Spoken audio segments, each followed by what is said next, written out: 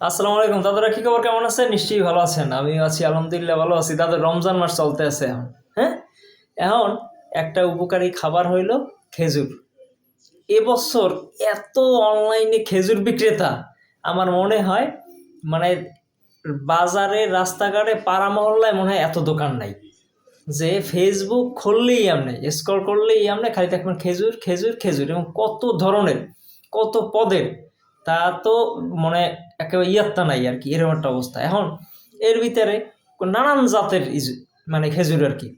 এখন ছোটোকালে যে মোরা খেজুর খাইতাম, হুম, ওই যে আধা কেজি 1 কেজি সাদা পলি প্যাকেট করা যে খেজুর আনলে, হ্যাঁ, মুদি দোকান দিয়ে আমরা কিনে লই যেতাম। হে খেজুর দিয়ে কি মগ ইফতারি হয়েছে না? হয়েছে। আবার এখনকার যে ডিজিটাল যুগে, এখন যে একবিংশ শতাব্দীতে যেসব খেজুর এখন আইছে, হেতেও কিন্তু আমাকে ইফতার ইতিহাস। কিন্তু পার্থক্য হইল, ওই সময় যে দামে আমরা কিনে খাইছি খেজুর, এখন কি সেই দামে পাওয়া যায় কিনা একটু চিন্তা করে দেখেন দাদা। যুগের সাথে তাল মিলাইয়া সব কিছুই দাম বাড়ছে, ঠিক আছে, কিন্তু খেজুরের দাম আমার খেজুরে মনে হয় অত্যাধিক বেশি। আপনাকে মতামত কি একটু জানাইয়েন। ধন্যবাদ দাদারা, ভালো থাকবেন। আল্লাহ হাফেজ।